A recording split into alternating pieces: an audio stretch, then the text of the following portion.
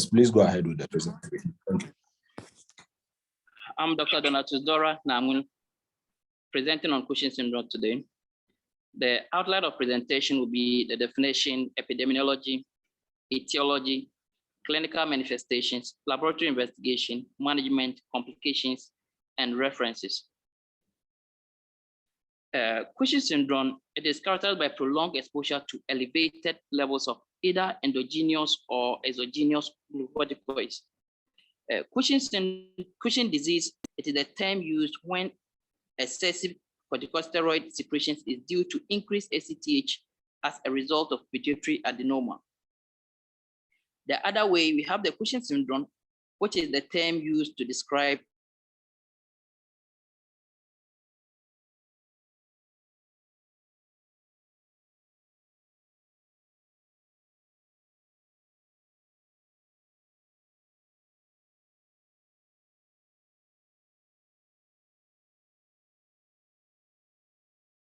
ACTH, that is usually the dependent, ACTH dependent, which causes about 65 to 70% of Cushing syndrome. And also we have the ectopic ACTH syndrome, which causes about 10 to 15% of cases. We also have the adrenal tumor, that is the adrenal carcinoma and adenoma, causes about 20% of the cases. The incidence of Cushing syndrome varies by both sex and ages. The sex-related distribution of Cushing syndrome varies with causes. We have the male had a 3 times greater incidence of ectopic ACTH syndrome some years ago, about 30 years ago, but due to the increasing incidence of lung cancer in cigarette smoking females has narrowed that margin.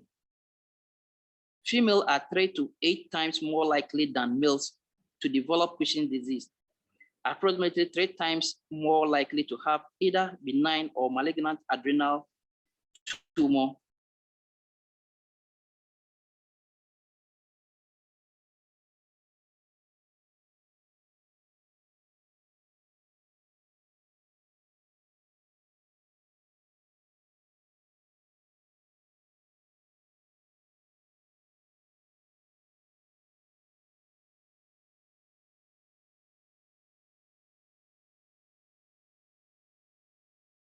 Due to lung carcinoma is usually after 50 years, and ectopic secretions due to more benign neuroendocrine tumors can occur in early ages, but rare in children.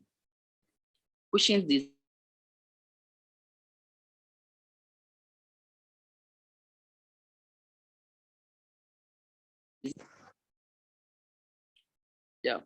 Cushing disease occurs mainly in women aged 25 to 45 years. Adrenal tumors have a bimodal age distribution.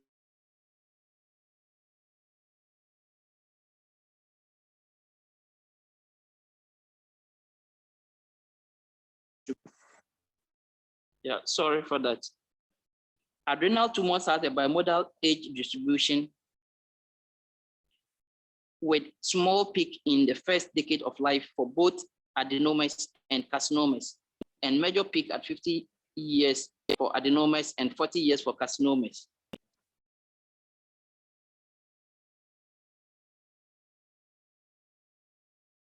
So the etiology, we have the endogenous causes of ACTH, that is usually the ACTH dependent causes. Usually the first one is usually the anterior pituitary tumor, that is the corticotrophic adenoma, and the adenoma, that is the corticotrophic adenoma. The adenoma oversecretes ACTH without regulation. It is the #1 cause of Cushing syndrome, that's 80% of cases. Rarely a cancerous tumor in the anterior pituitary can generate high level of ACTH.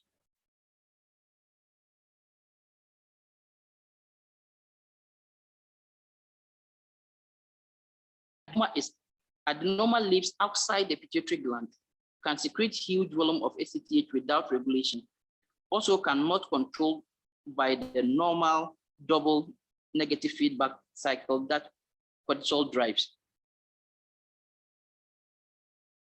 Adenomas are often cancerous. Examples, we have a small cell lung carcinoma, which is always 50%, other lung carcinoma, which is 10%, And we have the pancreatic neuroendocrine, which is endocrine carcinoma, which is 10%.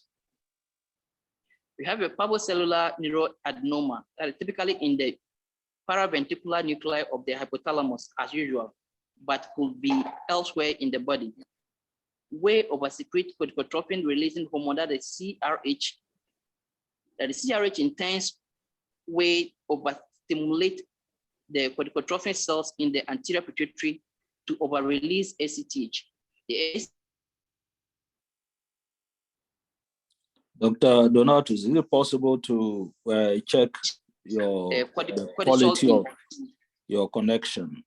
It's really been terrible. Like there are breakages when you are presenting. I don't know if it's possible to recheck your internet connection or probably connect to a different source of the internet so that we see if that will make it stable. It's in the network, but I'm with Martin, so I'll try with this one. Okay.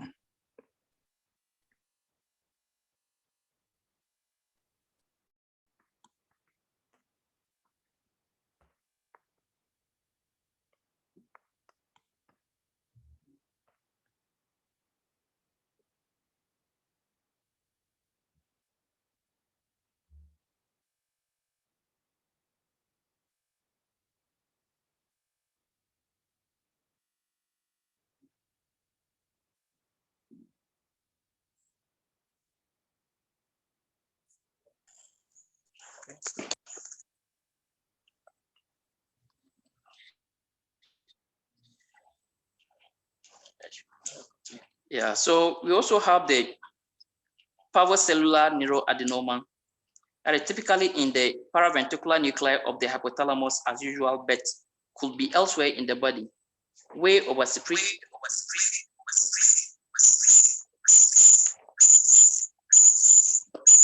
Way oversecrete corticotropin releasing hormone, that is CRH. The CRH intense way secrete corticotrophic, stimulate the corticotrophic cells in the anterior pituitary to release ACTH. ACTH way stimulates reticular cells to over-release cortisol in huge amounts. We have the ACTH independent causes.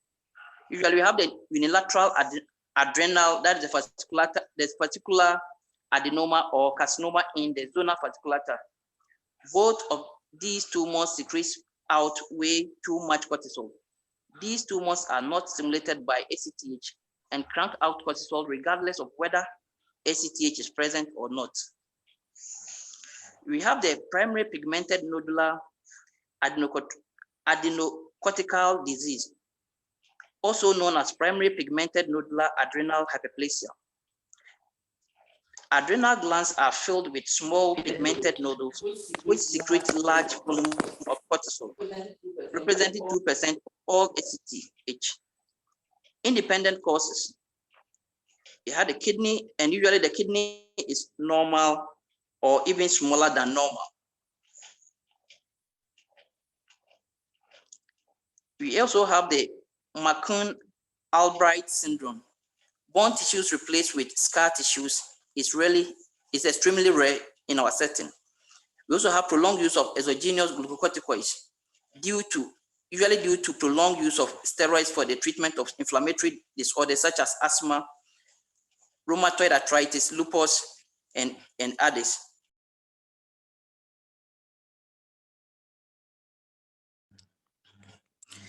And also we have alcoholism. Excessive or chronic alcohol consumption stimulates the parvocellular neurons to over-release CRH, notwithstanding double feedback inhibition. CRH in turn stimulates the release of the POMC and the ACTH, which in turn stimulates fasciculata cells to release of extra cortisols and increase adrenal androgens. And also that is usually the DHEA and also the androstenodine. So we have the clinical features, the symptoms, the weight weight gain is one of the commonest things that we usually see, they usually present with. That's a symptom. And also the other symptom is usually menstrual irregularities. And sometimes the fellow may present with depression, hirsutism, weakness of thigh muscles, and also backache. Mostly the signs that we see is usually the truncal obesity. Can also see the moon phase, the signs they present, and also we can also see get the signs that is hypertension, strides, that is usually purplish stretch marks, and also easily bruising and bleeding in the skin. They also present with buffalo humps and also muscle weakness, and also we have the pleural, and also sometimes also present with hyperglycemia, which can lead to diabetes.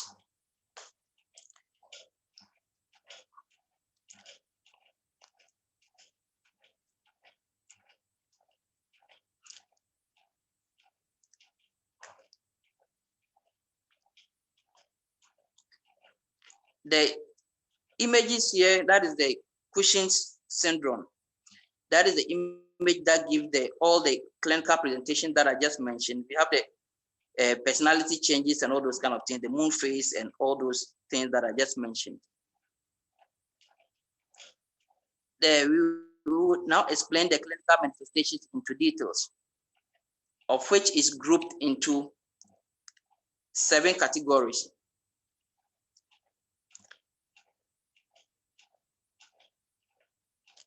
The first one that we'll talk about is reproductive. Usually we have the menstrual irregularities. It is correlated with increased serum cortisol and decreased serum estradiol concentration, but not with serum androgen concentration, because both luteinizing hormone and follicle stimulating hormone levels are low. The menstrual irregularities appears to be due to suppression of the secretions of gonadotropin releasing hormone by the hypercortisolemia, which usually leads to oligomenorrhea or amenorrhea in some women.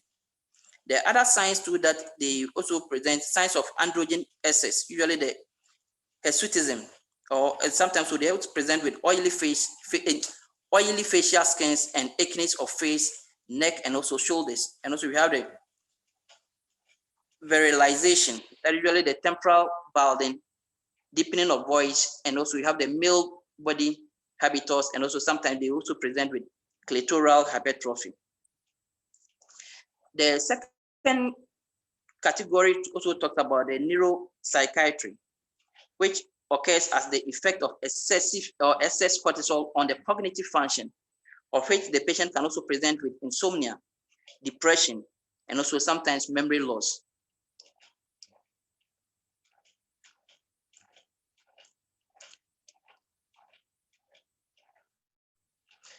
The third one talks about the musculoskeletal. Usually we have the patient present with muscle weakness. Usually the muscle weakness is due to the increased catabolism of protein by excessive glucocorticoid. Usually the quadriceps femoris are markedly affected.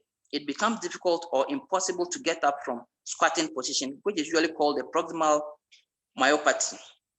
And also sometimes they present with severe back pain or backache due to excessive protein. The same thing due to the excessive protein catabolism and bone. Usually in these cases, the rib fractures are usually common in them.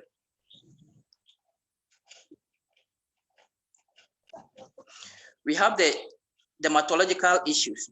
Usually the pleural, usually the red cheeks, bruising, strides. So the strides are the pinkish stretch marks over the abdomen, buttocks, and the thighs. Excessive glucocorticoid leads to collagen breakdown, which result in thinning of the skin and blood vessels, resulting in bruising, strides, and pleuteric appearance. Skin atrophy is also one of the things, usually due to the stratum corneum thin and also loss of subcutaneous fat. Usually they usually present with fungal infections. Usually the tinea vesicula are found on the trunk and some have fungal infections of the nails. And also sometimes they also present with hyperpigmentation.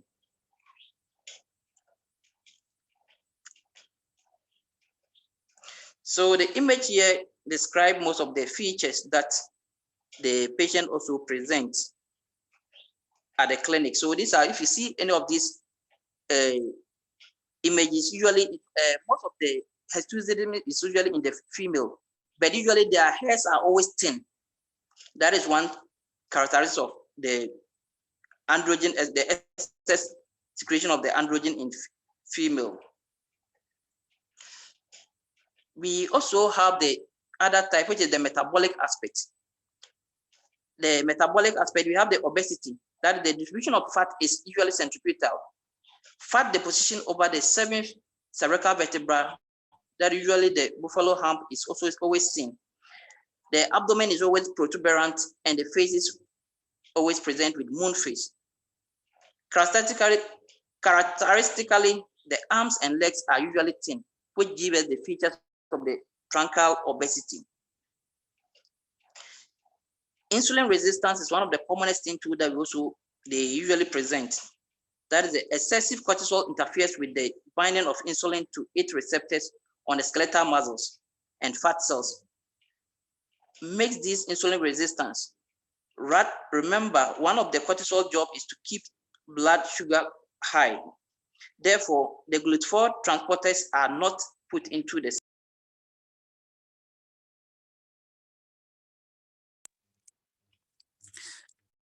no GLUT4 transporter, no glucose uptake for that cell. No glucose uptake for skeletal and fat cells usually will lead to hyperglycemia. So most of the glucose are being built up in the blood vessels instead for them to go into the cells. We have the cardiovascular and also its risk. Hypertension is one of the commonest things usually that we can also see in them.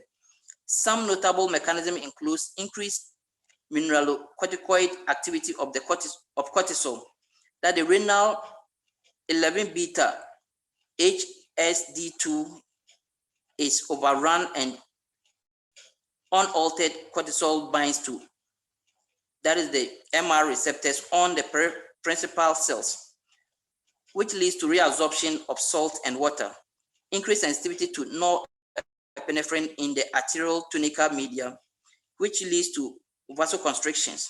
The vasoconstriction will lead to widespread increase of peripheral vascular resistance, which lead to the hypertension. And also the other cardiovascular risk or the cardiovascular system condition that can also present usually is myocardial infarction, stroke, and also thromboembolism. Infection is one of the things that they also present. It's usually infection and immune functions.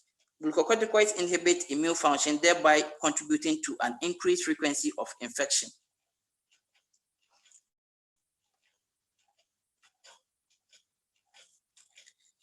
Yeah, Cushing syndrome in children with signs. It causes more general obesity with strides and distances in children. Usually, it does not cause truncal obesity or spindle legs and arms as seen in adults. It may also cause growth retardation, which is due to protein synthesis in hindrance.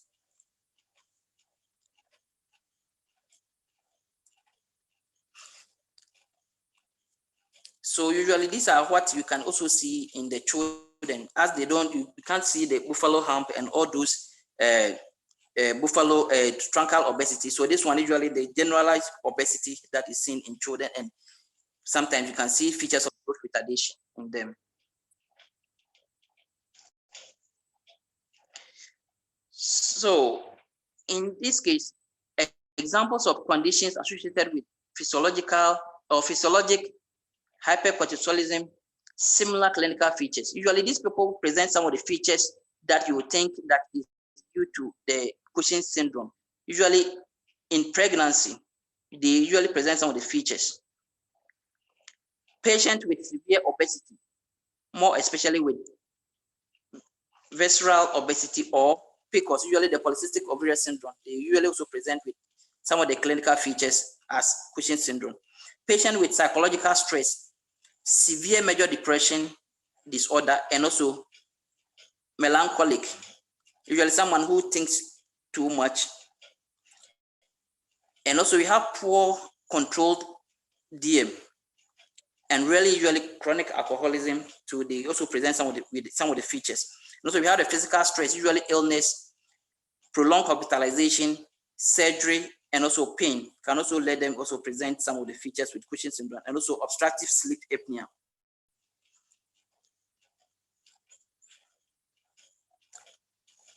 So the laboratory investigations. Before evaluation of possible Cushing syndrome, it is essential that a careful history has excluded the exogenous glucocorticoid intake, as these patients should not be evaluated for Cushing syndrome. So you really have to find out, get a thorough history about the patients to rule out exogenous glucocorticoids use. We have with the investigations, we have the screening tests, which are categorized into 3. We have the late night salivary cortisol determination. There is alteration in circadian rhythm of cortisol secretions in patients with Cushing syndrome. Normally, cortisol values are at their lowest level late at night.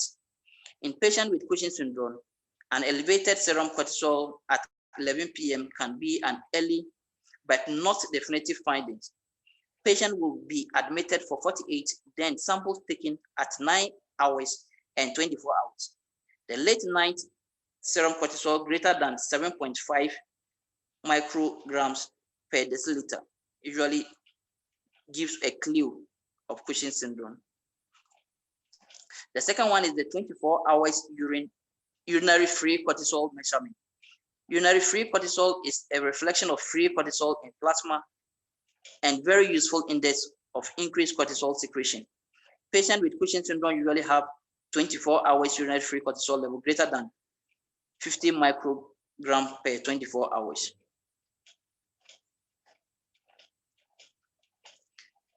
The third screening test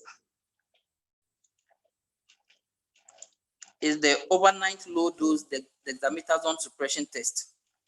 In normal subjects, cortisol levels should be suppressed after taking dexamethasone due to feedback mechanism, but in Cushing syndrome, feedback control is abnormal and there is no suppression of cortisol by dexamethasone. Dexamethasone 1 milligram is given at 11 p.m. and plasma cortisol is measured the following day at 8 a.m. A morning plasma cortisol level greater than 1.8 microgram per deciliter suggestive of hypercortisolism.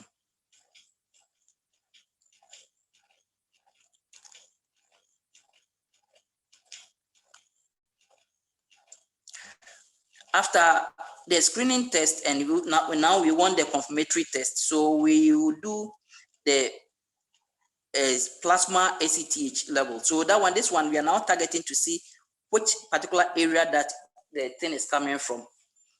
The Cushing syndrome or the disease or the symptoms that the patient is presenting is coming from. So we do the plasma ACTH level. Usually if it's the ACTH dependent, we will know where it's coming from. And if it's also not ACTH dependent, you also be able to know where it's coming from. There is we also have the bilateral inferior petrosal sinus sampling. Bilateral IPSS and simultaneously peripheral ACTH measurements are made at baseline and 2 to 3 minutes, 5 minutes, and 10 minutes after intravenous administration of CRH at 1 microgram per kg. An IPS to peripheral ACTH ratio of greater than or equal to 2 at baseline and greater than or equal to 3 after CRH administration is consistent with Cushing disease. But this lab is usually the interventional radiologist that usually perform this kind of investigation. And also we have the other supportive labs. Usually when you do the electrolytes, you see that potassium is very low. And also we check the blood glucose also usually high, which gives hyperglycemia in the clients. When we also want to confirm, we also do the imaging. Usually CT scan of the adrenal glands are always done also to check and see whether there's any tumor. MRI of the pituitary tumor is also done to rule out the pituitary adenoma. And also for ectopic source, chest X-ray is done to rule out any of the lung cancer, and also CT scan for the chest. So if you do the chest X-ray and you get some finding, you now want to go into detail. So you do the chest CT scan, and also the abdominal CT scan can also be done to find out the cause.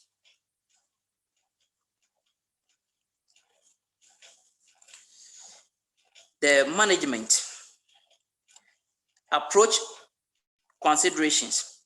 Where we have the first line treatment includes surgical resections of ectopic ACTH secreting tumors. You have the transphenodal selective adenomectomy, blocking hormone receptors in bilateral micronodular adrenal hyperplasia, and surgical removal in cases of bilateral adrenal disorders. We have the second line treatment includes medications. Bilateral adrenotherapy for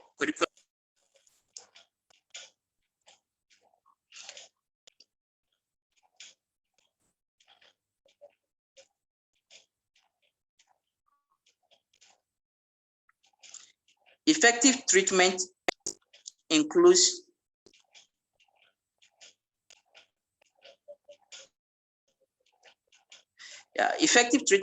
the normalization of cortisol levels or actions. It is also includes the normalization of comorbidities, usually the hypertension, diabetes, and any other causes.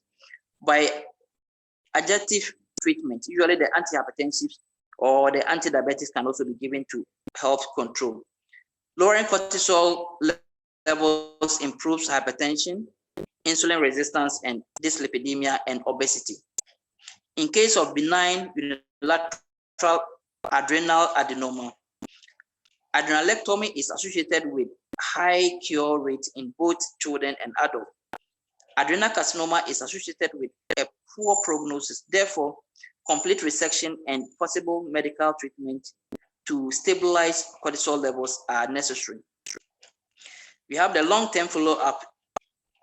It's recommended for osteoporosis, cardiovascular disease, and psychiatric conditions. So we have the surgery. Transphenodal surgery, that is selective transphenodal resection of pituitary adenoma, is the treatment of first choice. Pituitary functions return to normal. However, corticotrophs, that is the example, the ACTH, are suppressed and require 6 to 36 months to recover normal function. During this period, hydrocortisone replacement therapy is necessary. We have the bilateral laparoscopic adrenalectomy. Patient who fails to have remissions after pituitary surgery can be treated by laparoscopic removal of both adrenal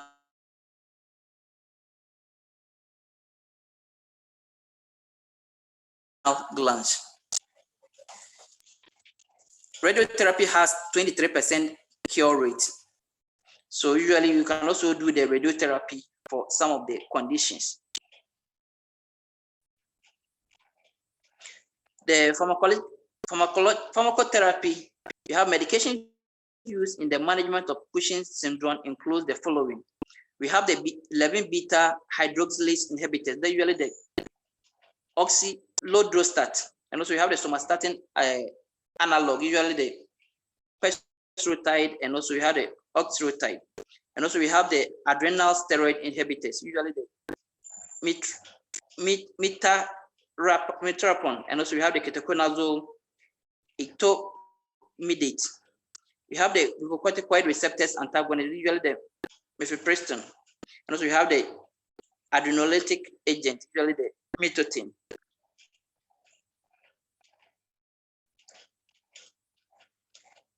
Medical treatment. Patients who are not candidates for surgery are given ketoconazole 200 milligrams 6 hourly. Adrenal tumors.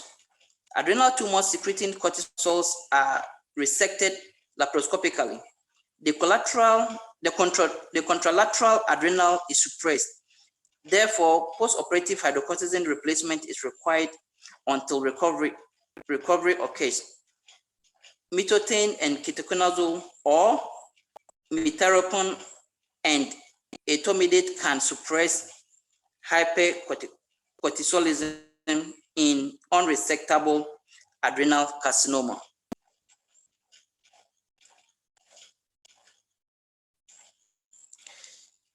Ectopic ACTH producing tumors, they should be removed if possible. Otherwise, chemotherapy and radiotherapy may be used.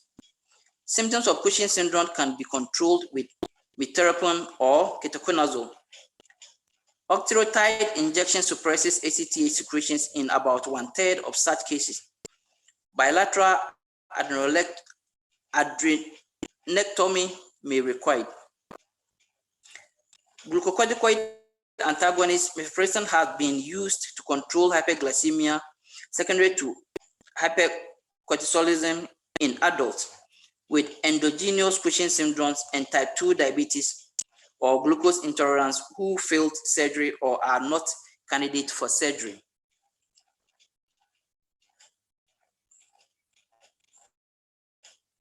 Medical therapy targeting the corticotropes tumors such as cabogolin or pesorotide can result in normalization of 24 hours urine-free cortisol in 20 to 40% of them, especially if they have only mild hypercortisolism.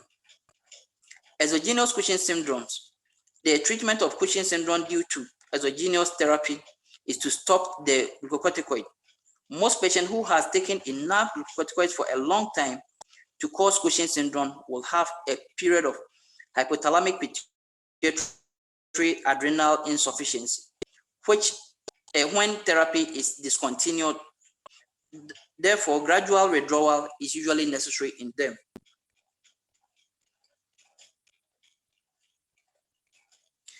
Cushing syndrome creates a hypercoagulable state due to an activated coagulation cascade and impaired fibrinolysis. Patients have more than 10-fold greater risk of developing venous thromboembolic disease, particularly if undergoing surgery. We therefore suggest thromboprophylaxis to be used in order to prevent venous thromboembolism. Osteoporosis of Cushing syndrome begins to improve about 6 months after hypercorticolemia is being cured. For patients with marked bone loss, oral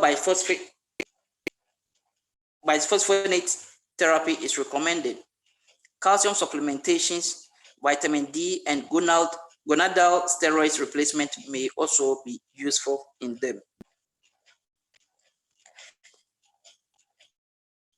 Complications of Cushing syndrome. Usually, as I mentioned earlier on, hypertension and its complications usually can set in such cases. Diabetes and also its complications, compression fractures of osteoporotic spine, increased rates of infection, aseptic necrosis of femoral head, renal stones, psychosis, and also Nelson syndrome, which can also occur, usually due to the bilateral adrenalectomy, which is being done. So usually with that one, they will usually be in a pituitary adenoma, which may enlarge progressively, causing a local distraction, which usually the patient may present with visual field disturbances or impairment, and also sometimes hyperpigmentation. And also we have the Addisonian crisis, usually due to the aberrant cessation of the glucocorticoids for those exogenous cases, of which that one they can also present with high potassium, low BP, low glucose, which is a medical emergency. Thank you. My references are from Medscape, Standard Treatment Guideline, and Endocrine Society. Thank you.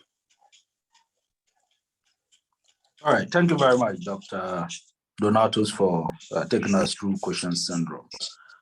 Thank you, participants, as well, for joining us for this presentation.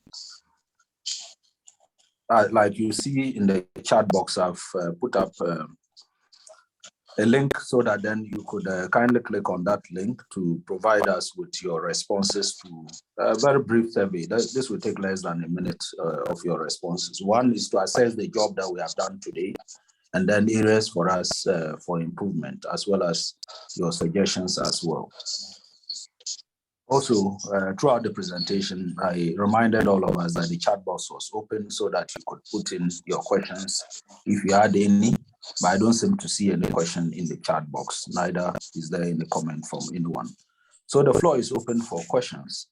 Please, if you have such electronically, raise up your hand, and then I could unmute you to go ahead with your question. As well, the chat box is also still open. If you want to use that medium, that is also open as well.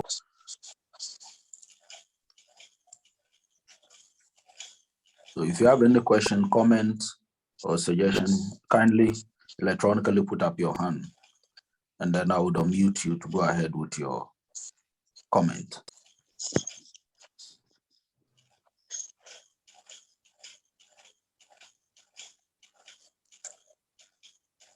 You could use the chat box as well if you want to put in a comment or a question.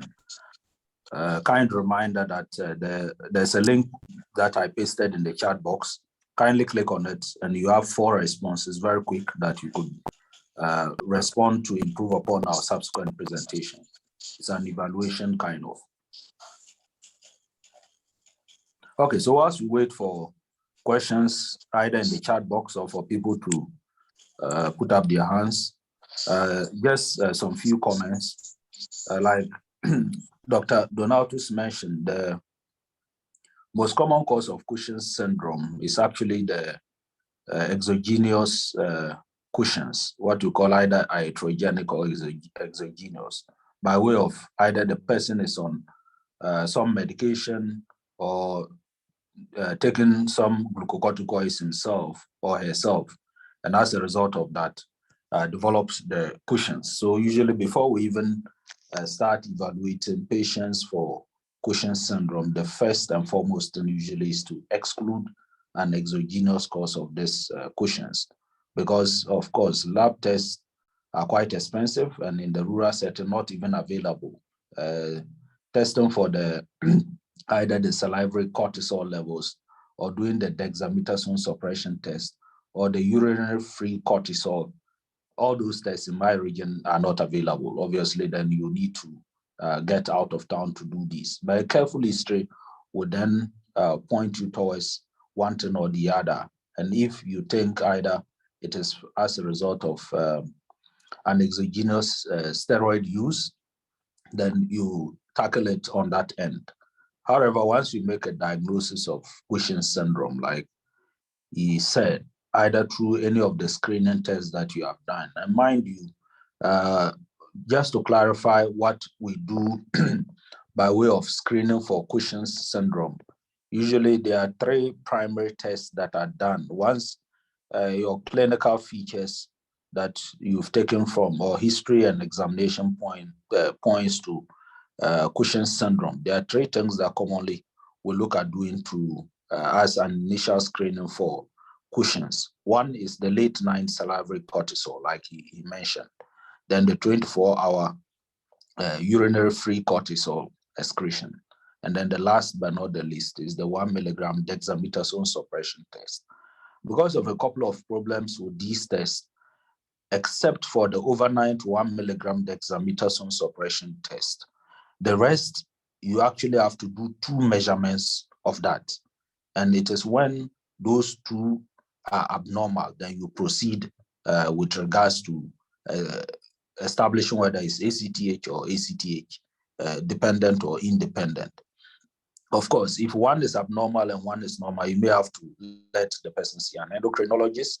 If both are normal, usually you don't proceed with the test because, like I said, these are expensive tests in the rural setting, not even available. So we rely more on your clinical history and examination. And based on that, if you have been able to exclude that this is not from exogenous cortisol, i.e. Exogenous Cushing's, then you can start with the screening test. And there are 3, like I said, and you need 2 of each of those ones, except for the 1 milligram dexamethasone suppression test, where you only do 1 of that. So these are things that we should be aware of. It's quite especially the exogenous cortisol or exogenous Cushing is quite common, especially in the females for obvious reasons. And so when you pick up these, it's good that we tackle it head on, because like you said, or you may have heard about the complications of Cushing's that he has mentioned. Obviously, if we don't look out for it, we'll have a lot of problems as well. I still don't see any hand up, but I guess there are some questions in the chat box. So Theodore Amegashi says, good presentation. Are exogenous anabolic steroids also capable of predisposing to Cushing's? Dr. Donaltus, do you have a response to that?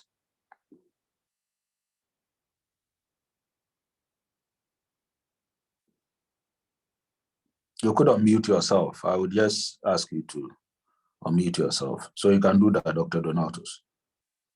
Yeah, boss, the question again.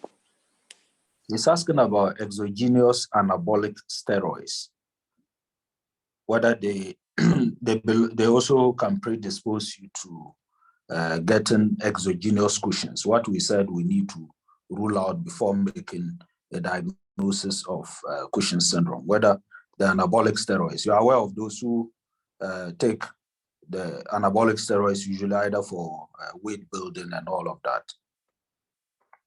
So that do these predispose you to Cushing's? Yes, please. It can also predispose you to Cushing's syndrome. Okay. Yeah. Let me see. Which were due to prolonged usage. All right. Then Dr. Charles says it's been an insightful piece. All right. Thank you very much. A kind reminder again about the link that is up on in the chat box. Please just click on it and then provide us with your responses so that then we can evaluate ourselves today and then improve upon subsequent presentations. Okay, we have one from David. He says, please, why is Cushing's syndrome common in females? Dr. Do not have a response. Yes. Yeah, actually, if you listen to the presentation very well, the cause of it is usually unknown. It's unknown, of which we are still they are still investigating to find out the why, the question why. It's more in female. Okay, so he is asking whether why it's common in females, whether there's any particular predisposition in the females. Yeah, so that is what I said initially from the presentation. It's unknown, so of which is still under research to find out. Okay, all right. So, yeah, like he said, actually it's about 5 times more common in females.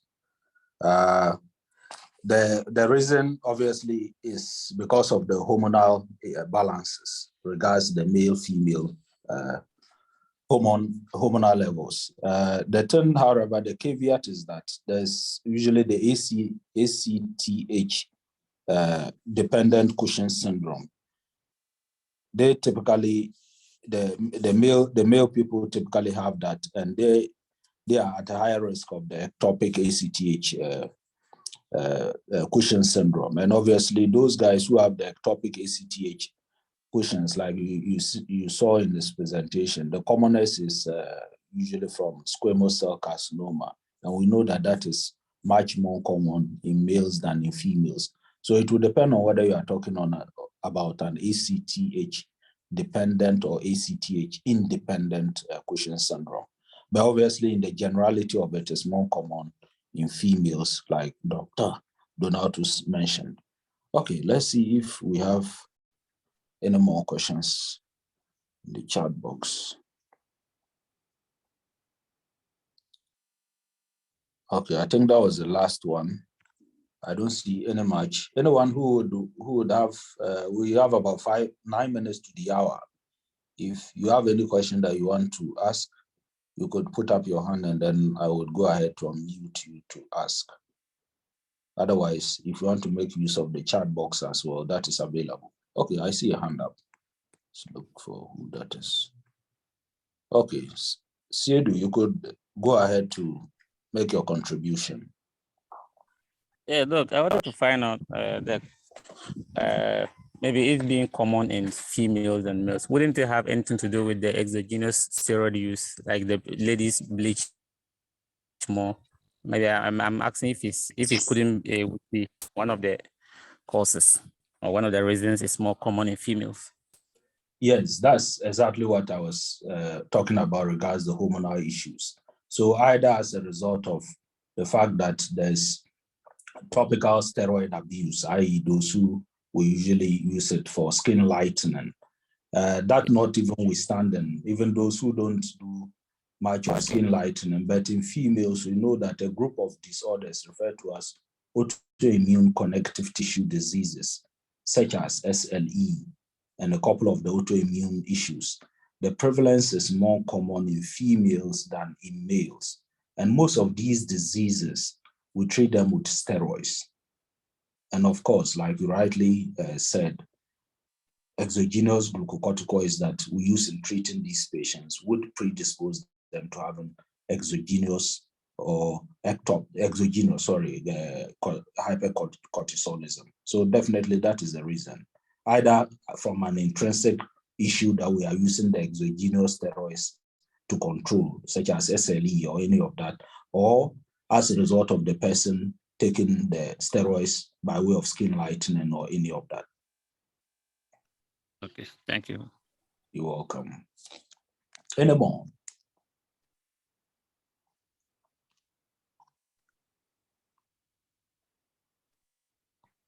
Dr. Donaltus, I guess you've done a great job. I don't see any more question and I don't see any hand up at all.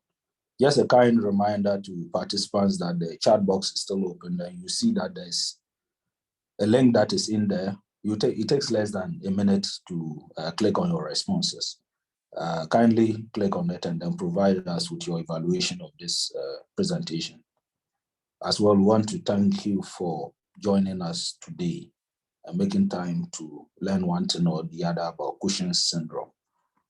Take home is that usually it will be good that patients that you are seeing, for whom any of the symptoms that Dr. Donaltus has brilliantly presented to us today, you see any of those, kindly rule out an exogenous cause of Cushing's syndrome. And then, if that is the case, we tackle that, i.e. looking at ways of reducing either the amount of glucocorticoid the person is on to help just stabilize whatever inflammatory condition or whatever autoimmune condition the person is using these glucocorticoids for. Or if it is for skin lightening, looking at how best to get the person to get off it. Then as well, once you've excluded and it's not due to an exogenous glucocorticoid intake, you would want to screen the person with some first line or what they call initial testing. There are 3 of them that you can use like we have explained. And you need 2 each measurements of the first line test, either the late night salivary cortisol or the 24-hour urinary free cortisol. You need 2 measurements each. Or a measure, just a single test of the overnight 1 milligram dexamethasone suppression test. And once you have this being both abnormal, you would want to go ahead to find out whether this is due to an ACTH dependent or ACTH independent. So it's an algorithm. You do one thing before you go on to the other. And like he rightly said, once we make the diagnosis, it will be good to have a multidisciplinary team approach to the management of it. If it is a Cushing's disease, the difference between a Cushing's disease and Cushing's syndrome is simply that a Cushing's disease just means the issue is coming from the pituitary.